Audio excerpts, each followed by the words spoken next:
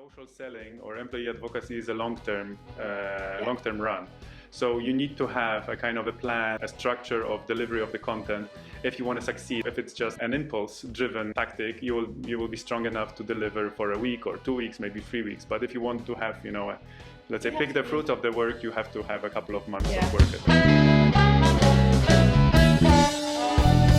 This is Prague Marketing Meetup, and I'm here with two amazing marketers. However, today we're speaking about social selling. So I want to understand, are we speaking about sales or are we speaking about marketing? What is social selling? Thank you, Leo. Welcome. It's a pleasure to be here with you. I'd like to start with a little disclaimer. I think that marketing is full of buzzwords and hypes. And a couple of years ago, at the very beginning of first days of social selling, so to say, someone coined this term, social selling. And now everyone repeats that because we know things by calling them, and they become more familiar to us. So I guess social selling, it's just another channel of communication with our clients. It's an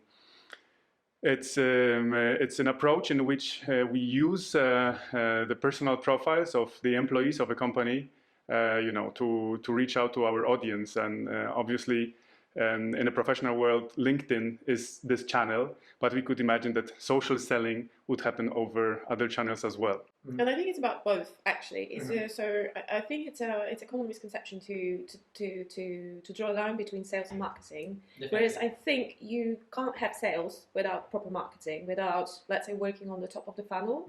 So I would say social selling is very much, despite its name, it's very much about working on the top of the funnel. So let's say, as to say, like lubricating your way to the bottom of the funnel. So working on brand awareness, working on building top of mind awareness, which is essential to build trust and then sales.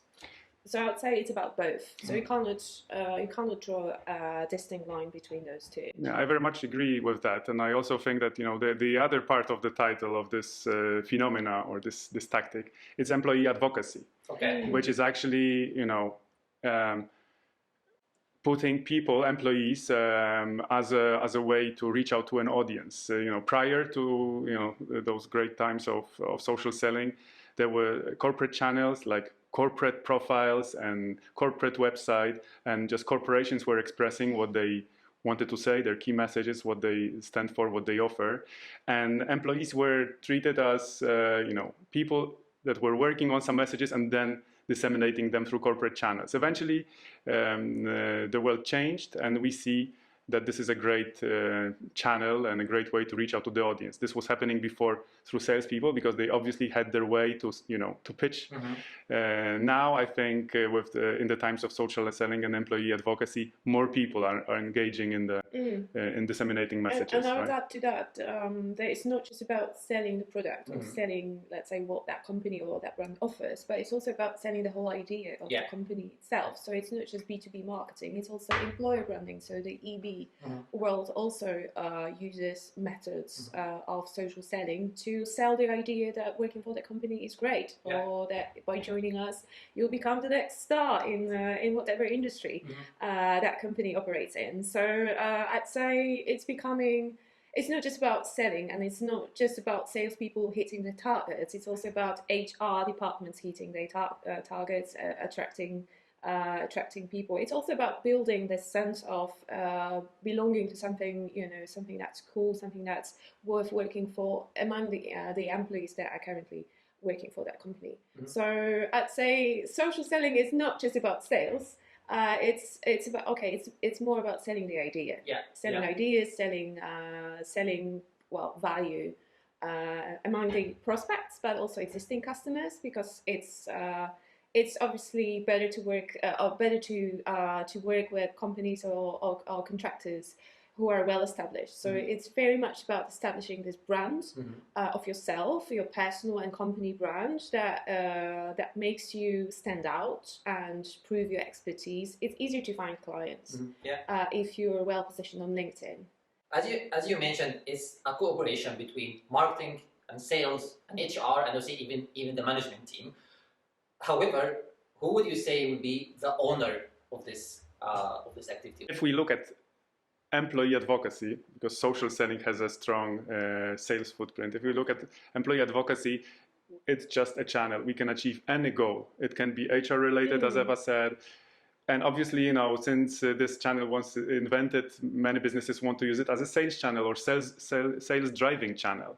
So in this respect, I think it can link both. You know, never, if you work in silos, you have separate sales, marketing, HR. You have 5 different companies. You can be successful only if you work in a coherent way as one. And this is always a challenge, because if you have multiple business goals and multiple people putting them in together, it's difficult. But I think that, you know, it's somewhere, you know, on the crossroads of marketing and sales. So marketing is just, you know, expanding, you know, or supporting the journey that the sales team is doing. But very often, from the perspective of our clients, very often a project owner or product owner on the side of our clients, this role sits around marketing. Okay. So it's very much like marketing manager or marketing director trying to basically cater to the needs of other departments. So it's very often that the marketer role takes on this social selling project, but then needs to, I mean, most successful social selling programs basically consist of the marketing department convincing other departments like sales or biz dev and management to get involved. So without this involvement of all hands balls, without that attitude, it's not going to be successful. So very often coordinated by marketing because of content production, because of creating content strategy, selecting the tools, managing the process of creating content, quality content at the ad, because it has to cut the mustard when it comes to the topics or the level of insights, the level of expertise. Exactly. I think you touched on a very important topic, which is content, because if we look at social selling as a channel, if we want to be, you know, have anything to say, if we want to be engage our audience and really, you know, position ourselves as experts, we need to give them something valuable. And typically the sales team would not have enough time. They would have expertise, but not enough time to actually work on content, because it's just time consuming to produce anything that has any meaning. It's never 10 minutes as people think. So this is how, you know, marketing, where marketing steps in, and how marketing can help by exactly, you know, speaking with the sales team, what are the challenges or what are the pains of their clients, or what kind of information the clients are looking for. And then the marketing could actually plan the content strategy and eventually deliver. That's how we work with our clients, actually. We have regular meetings, workshops, actually. Following up on how they're doing, how it's socially, if they have any additional needs, but also talking to them about the types of projects or the types of clients or accounts that they're dealing with, and then using that knowledge to come up with new topics that are relevant. Because there's a lot of data and research showing that if customers see that the sellers they are interacting with already have the knowledge that they need, so for example, those sellers could show off that knowledge in their LinkedIn updates or articles. So research shows that those customers are more likely to want to hear from those sellers. Okay, so or they may even be more inclined to connecting with those people, just because they see, okay, this seller is actually talking about what I need. It's talking about my pains and urgencies. So this might be the person I need to talk to solve my problem. So that's how we work with our clients within the programs that we manage for them. So we regularly meet up and talk about the types of questions they get. So for example, this might be about the issues stemming from new regulations coming in force, or additional changes. So right now we're speaking to marketers. We understand you are the advocates of social selling to help the whole company to build a brand, which definitely like the responsibility of the marketer. So that's what we're gonna be doing today. Prior marketing meetup, we went to Warsaw to learn from the community there, and I think wouldn't be better than Clipatize.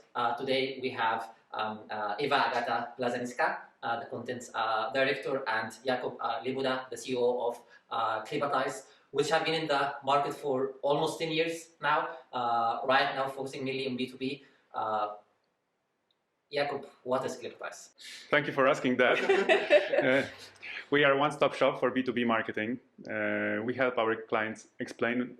We help our clients explain what they do, bring their products to the market. We work with high tech, with complex products that are, until recently were not really doing so much marketing, or marketing was just leaflets and some, let's say, company swag.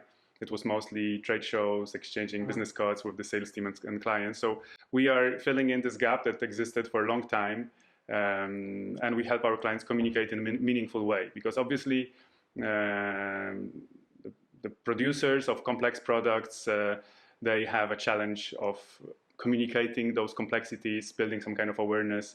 We often work in the field of innovation, with cutting edge solutions. So before you can actually decide to purchase something, you need to lower your fears, you need to understand it well, and this is what we help our clients do. Yeah, and I would say from my perspective as a content person, a content professional, it's all about helping to understand and translate their unique value propositions to the target audiences, because this is something we very often work with startups and companies that produce something that's not existed before. So it's kind of difficult, it's kind of a challenge to explain the value that new products bring to the audiences. So it's, I would say my work consists of translating from the technical language of people who are so involved in developing the products that they unable to explain it in simple words. I would say I'm a translator of technical complexities into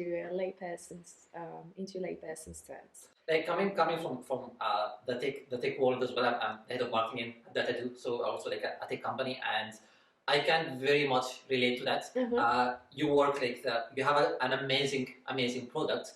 However, you need to translate the benefit of that product to the user, because usually the founders, they know how amazing the product, they know all the amazing features. But they can't explain it in simple terms, Exactly. basically. So that's what we do as well. So from my perspective, I mostly work on explaining the unique value proposition of a given product or service. So that's kind of exciting as well, because it consists of working with technical subject matter experts, trying to learn, and then basically explain it in simple words. So I think our tagline was fluent in explanation, and that's very much a Clipatize fluent in explanation, and I think that very well describes what we do. I think that's a very good value proposition for the company.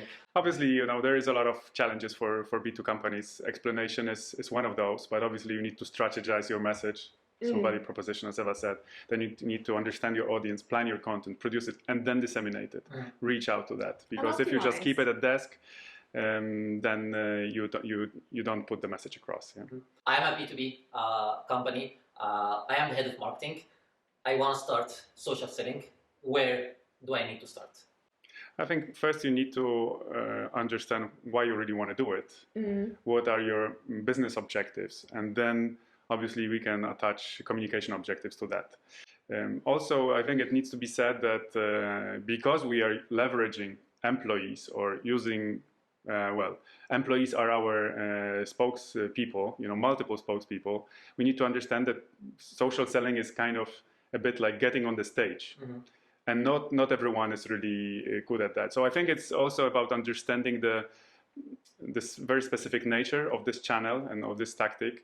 If you just want to, let's say, roll it out across the whole company on everyone, I think it's not going to work. I think starting with a pilot is a much better approach. So having less people involved, like fewer people involved, less effort, and having very clear goals. So what you're trying to achieve in that pilot, and then take it from there, basically. So if you want to do it on a large scale, we managed, one of the projects that we managed involved 45 social sellers at one go.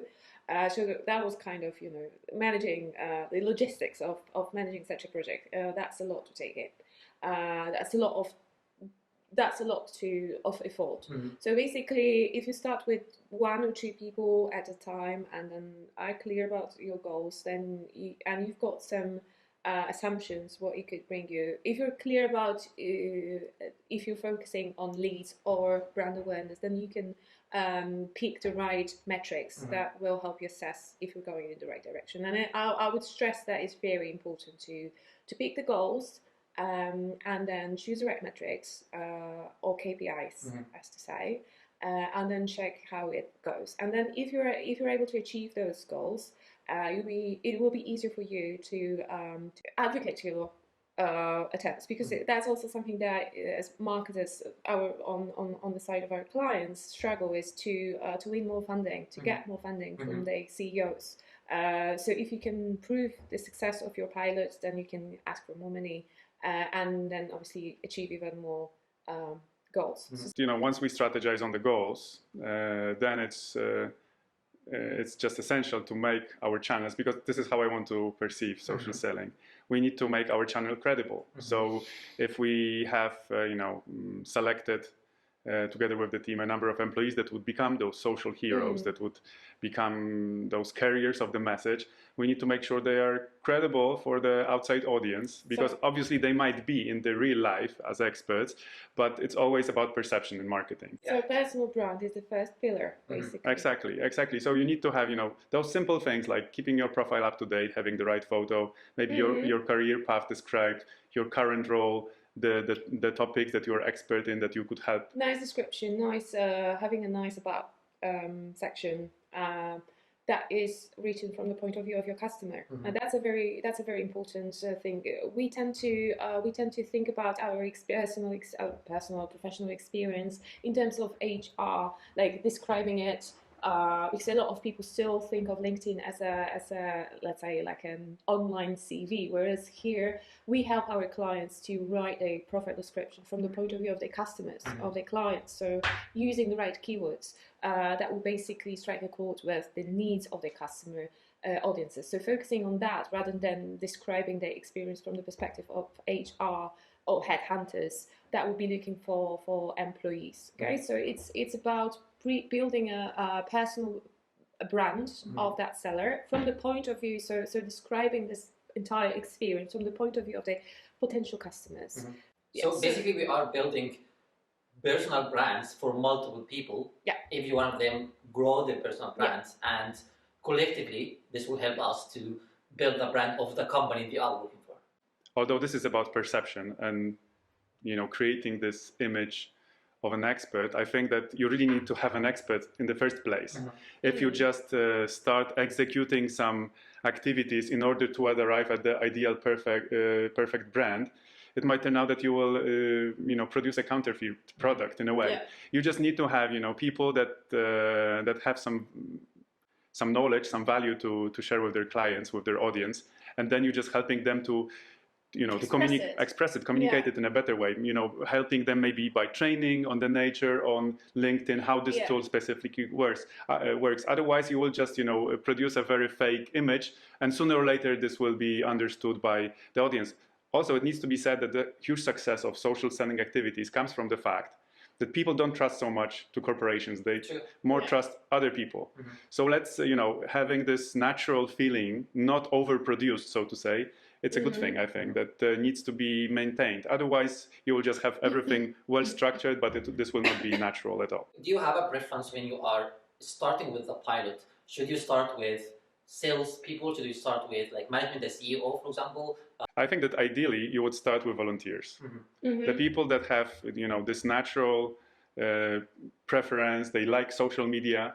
Maybe they already do something on social media, so they would feel well at taking part in the project. Not imposing, not trying to involve people that don't want to be involved. We had such cases where our clients wanted to involve people who just didn't feel at ease on LinkedIn. So that's also very important. I would add, I think that's a really good point. It's also quite easy to track, because if you can see that someone's LinkedIn profile doesn't exist or hardly exists, it's probably a red light that it might not be the right person to start with. Obviously, there are exceptions, because some people, when they understand what power LinkedIn can bring, and as a channel, also a way to interact with the audience, they would get, really excited about it, and really, they will be fast learners. When they start seeing the social selling index growing at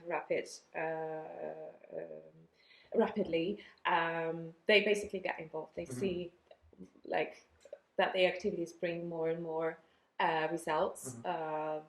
So yeah, we've seen sellers like that as well. Yeah. You mentioned social selling index. Yeah, social selling index is a free metric that LinkedIn offers you to assess your, let's say, social selling potential. So it basically refers to those 4 pillars that you mentioned.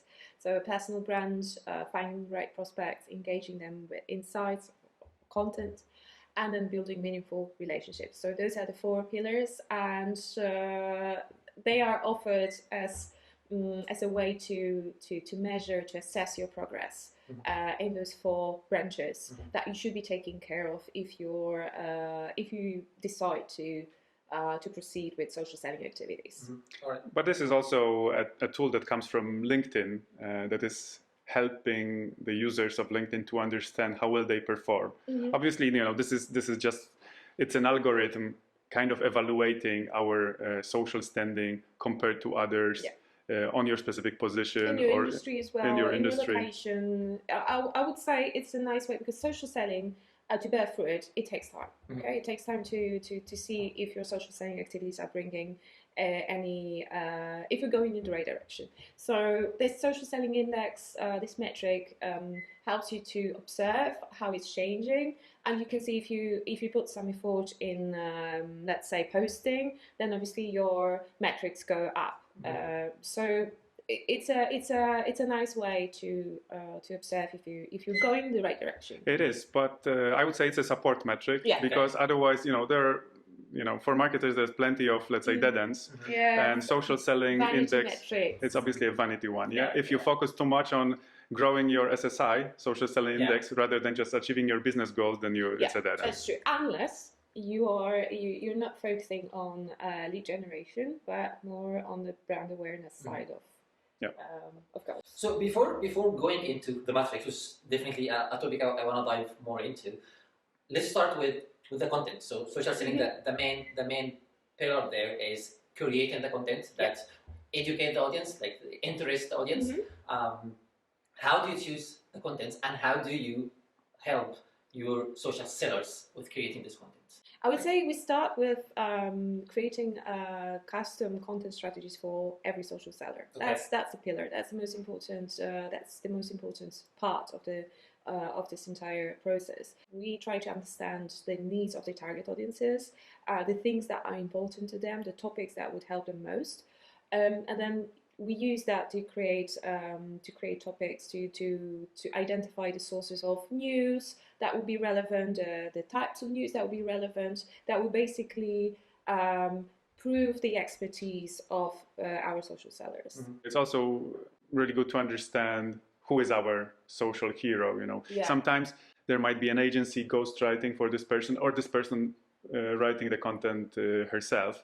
I think that it's, besides considering the audience, it's about also considering, who you are and how you want to maintain your, kind of coherent image. So some people, they tend to speak more about social issues, despite being in, very business area. Very common among CEOs. Exactly. So just kind of tone of voice, I think it's good about maintaining that. But also, I think it's about keeping it natural. Again, as I said, not over planning. You have to have a very consistent strategy for the corporate communication, but for person to person, sometimes we speak about sports, sometimes we speak about family or kids, sometimes we speak about business. I think the same goes for social selling content strategy. Obviously, LinkedIn is more about professional content, but just mix it. Maybe you can try different things, see what resonates with the audience. And so it's very much about researching the topics that are relevant to our social sellers, to show them as basically thought leaders. So it's all about thought leadership. Exactly. So you need to have something really new to say, because there is, it's a cliche to say this abundance of content. It's easy to get any kind of information online today. So if you kind of, if you strategize too much and you just understand what your audience tries to get from you, and then you build a strategy based on that, you'll be probably saying the same thing as your competitor, because they've done the same homework. So I would also I think it's better not to post anything rather than post something that other people post. It just takes time to produce content, and I know that some organizations find it difficult to understand, but if you want to say something that is valuable, it will just take time to prepare. Planning. More about showing rather than telling. So sometimes it's better to wait and research and basically show the results, show the value of a given topic. So especially that we specialize in social selling programs for, let's say, demanding industries, so technology, healthcare, medtech, pharma, finance.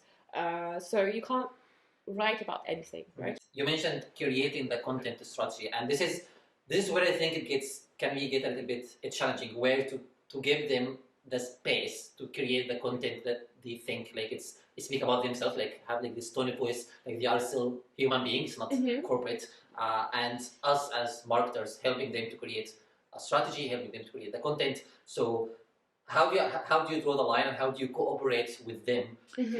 I think that the bottom line is that these people should not be signposts. Yeah, although they have great exposure, plenty of followers, connections, they shouldn't be seen as signposts. So basically someone prepares content for them, and maybe even posts for them.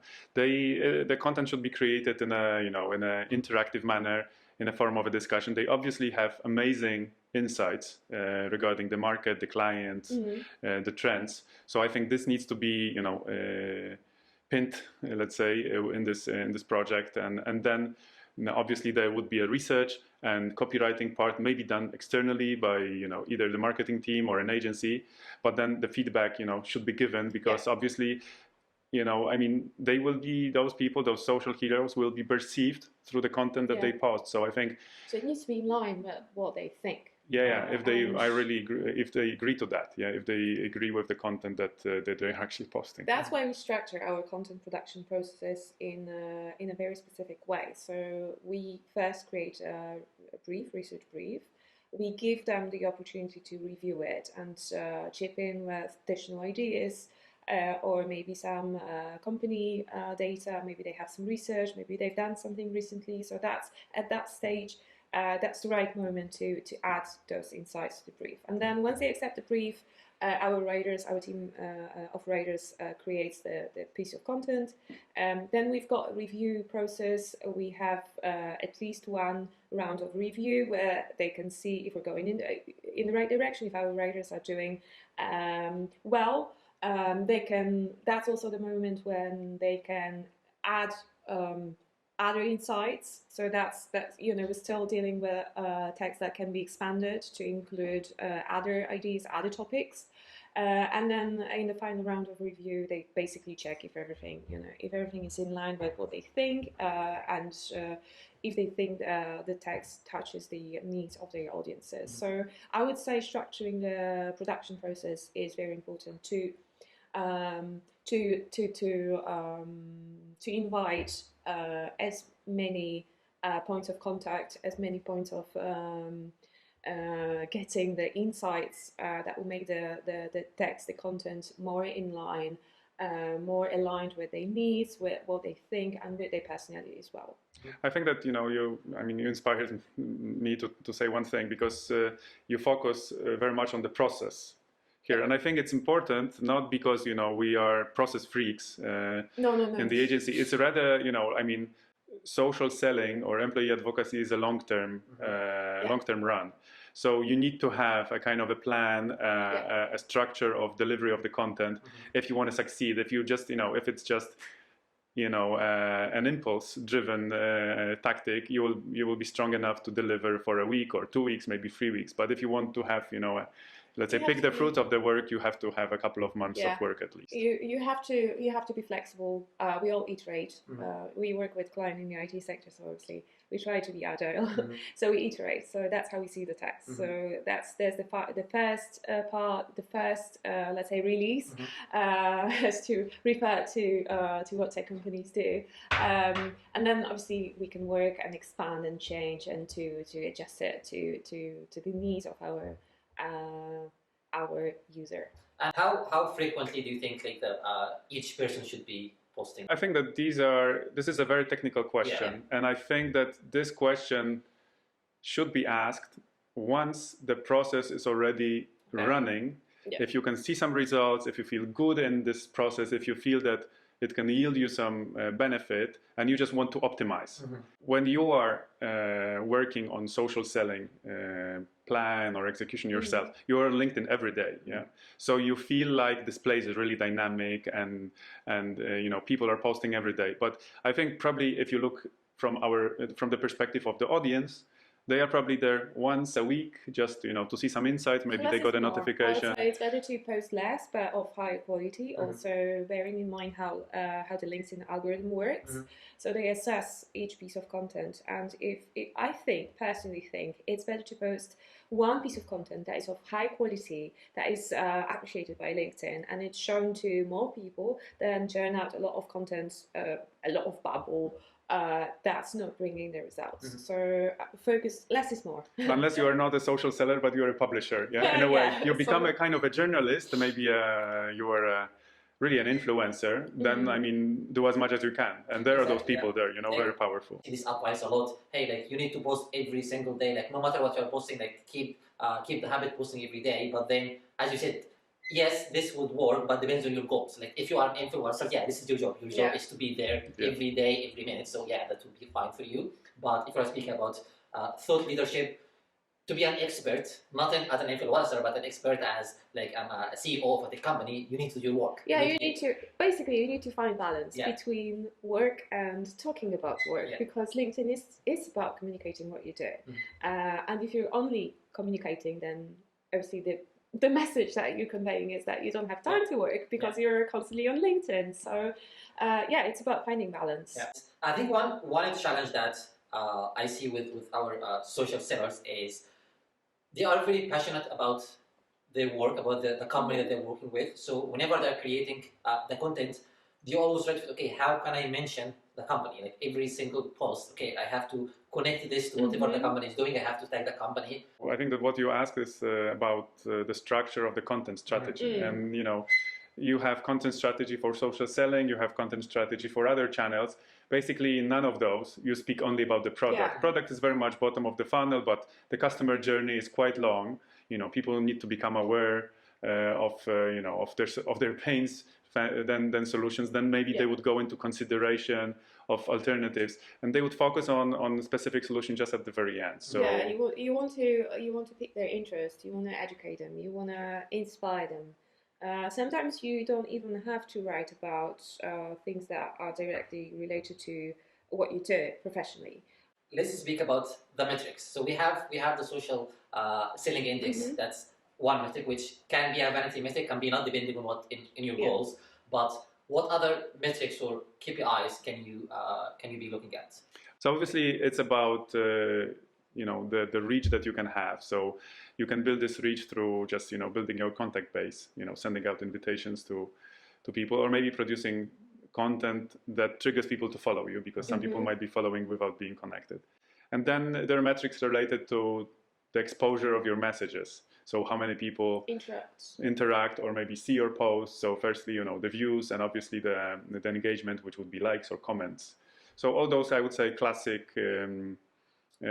social media metrics. And then obviously you can also look at this from let's say kind of connection point of view. If you manage to exchange any kind of message, was this message meaningful? And then we would go more towards CRM like metrics, maybe an expressed opportunity, or better, let's say, customer profiling through the messages that you exchange. How many qualified leads you get, how many inbound inquiries you get as well. So it very much depends on your particular goals. Many of our clients do plan, orchestrate reach out activities as well. So we help them with content. We deliver content for them, and also suggest ways in which they can reach out to their prospects. So this way you could actually look at, let's say, LinkedIn originating pipeline. Exactly. How many people are in your CRM actually come from your LinkedIn interactions? How many deals you get that could be attributed to LinkedIn? How many? It's also for some of them, for some of our clients, it's also about finding the right prospects, and adding them to the network. So that's also a kind of metric that helps them how they're expanding, how they're preparing laying the groundwork for future sales. Because for many pilots, the thing that the social selling pilots that we've mentioned, for many companies, pilots could be about laying the groundwork for future activities. So expanding the network, building the right profile, building the right brand impression among the connections. So yeah. Yeah, but at the same time, because it's so easy to connect through LinkedIn, you just send an invite. It became a kind of a spamming tool. Yeah. So like we were, some years ago, an email was treated like that. You were sending emails at scale until GDPR came in. Now many people use LinkedIn like that. So I think that if you are just about, measuring the number of connection and leads, you're not going to go very far. I mean, obviously some people will accept your invites and maybe read your messages, but this will not get you so far. So these are kind of supporting metrics, and you can be more successful if you produce quality content that people can refer to rather than just, add them to your contacts at scale. Yeah, but that's also what we recommend to our clients, like less is more. So not just less is more in terms of posting and posting updates or articles or other forms of content, but also less is more in terms of sending invites and sending messages, so in terms of reach out practices as well. So it's better to send, let's say, 5 messages to people that you could be your potential leads, rather than sending 100 messages to people who are not, won't be interested, right? So it's because LinkedIn gives you this power of not just broadcasting your message or becoming a publisher of your brand, but also learning about, and I think we've not mentioned that before, but that's another way to learn about your audiences, learn what they need, and then use that knowledge to basically produce more relevant content, but also come up with the right offer at the right time, because you can learn a lot from what your audiences post, and then they also give you that LinkedIn gives you this chance to learn more about their profile, about their company profile. Also, if you decide to use more advanced products like Sales Navigator, it gives you additional insights that you can use to structure your strategy, to structure your content strategy, but also reach out and sales strategy. What are some of the pitfalls or mistakes that you see your clients do when they are doing social selling? I think that first, it's commencing those activities without a clear goal, what we are trying to achieve. Then going too structured in a way that we're going to engage absolutely everyone and produce them content, maybe externally, that they don't even know and read. Taking people that are just not adjusted to that. And maybe a bit of lack of patience. I mean, time. But what I want to say is that some people expect that this is a short-term tactic and they can have results in 2, 3, 4 weeks from now. So I think if you believe that LinkedIn can do it, it's not like that. I would compare LinkedIn more to search engine optimization. You need to invest into that for many months before you can get results, but the results would be long-term. Yeah, and this content's going to stay there, and it's going to work in your favor in the future as well, because it basically, your articles and your posts, they help to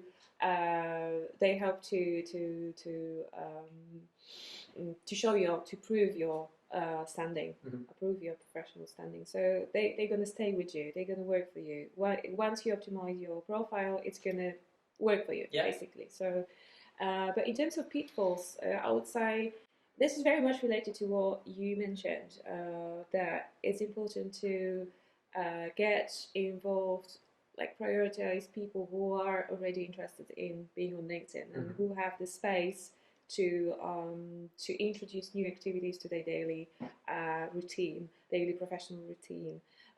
So a lot of our social clients struggle with getting their social sellers more involved because they are already overloaded with things that they're supposed to be doing on a daily basis. So lack of time and lack of space. And lack of belief, also lack of belief in the channel. There are many employees that simply don't believe in LinkedIn or in this. They don't feel good with that. So when there is a strong push on them, there is pushback from their side they're reluctant. as well. They're reluctant to be more involved on LinkedIn. They don't want that. So it's better to focus on people who are already enthusiastic or at least open to. Maybe this is also a good thing. A good thing would be to actually identify those different let's say adoption rates. Let's say some people would be very eager to work with LinkedIn, some people wouldn't be eager to work with it. I believe that everyone should be present on LinkedIn today, this way or another. But maybe we can have, let's say, a beginner group where they just have their profile up to date, they look credible in case any communication is channeled to them. And then we would have advanced team, of really passionate social sellers. And besides LinkedIn, they could be equipped with Sales Navigator that we actually mentioned. It's just to explain, Sales Navigator is like a personal CRM that exists within the environment of LinkedIn. It's a separate system. It's a paid subscription based system. It's around €80 per month, but it gives great functionalities of, let's say, of segmenting your audience, selecting working people on accounts as well. Exactly, yeah. So there's a lot of situations in which it brings a lot of value, but also you need to master basic free features before you dive into more advanced options. But this would be a tool that could be used by those most engaged LinkedIn power users in your company. It could be also a type of a reward. It's specifically relevant for the sales team. Yeah. I would add one point, one thing to what you've mentioned. I think for many social sellers, they just expect that it's going to happen, that they start posting and that it's going to happen. But I think some outreach and some orchestration with other marketing activities run by the company is essential as well. So I think some reach out is still necessary. Exactly. Reading and researching about I would say a very common pitfall is not to use that opportunity that LinkedIn gives you to learn more about your prospects and then adjusting your offer or adjusting your outreach strategy to what you learn. Yeah, I think that because this is still for many of us a novel thing. We very much focus on what it is, how it works, and what kind of strategy we should have specifically for LinkedIn.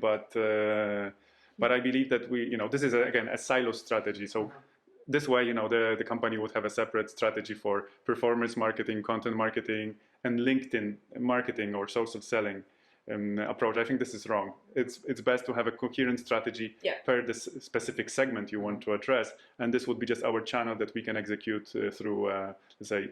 Some tactics can go through that, but not as a standalone separate thing. You need to distinguish from anything else that you do. Like I think one thing that you mentioned is this is a long-term activity, so it's important to manage expectations. So tell me, okay, this activity is gonna take us 5-6 months or probably even more. So we need just to manage the expectation. Yeah, like the first time you post, you're not gonna have 100 likes to your post. So it's gonna take time until you build that. Also, you may not get any likes. But it doesn't mean that is always lost. Because this, just as search engine optimization, it can start bringing the results later on, and it still gets noticed. Whatever you post, it gets noticed by your network. So it may not be the right moment, but it can bring you leads or inquiries later on. So that's why it's not that easy to assess it right away. Because a post that doesn't get any likes but is viewed by, let's say, 2,000 people can bring you exciting opportunities. Can open the door to exciting opportunities, even if it looks like to the outsider it may look, oh, that was waste of your time. Jakub and Eva, thank you very much for hosting us here in Warsaw and in Clipatize, and I hope we gonna meet again and maybe you visit us in Prague. Oh yeah. Thank you, Leo. Thank you very much. It was a pleasure, and thank you for having us.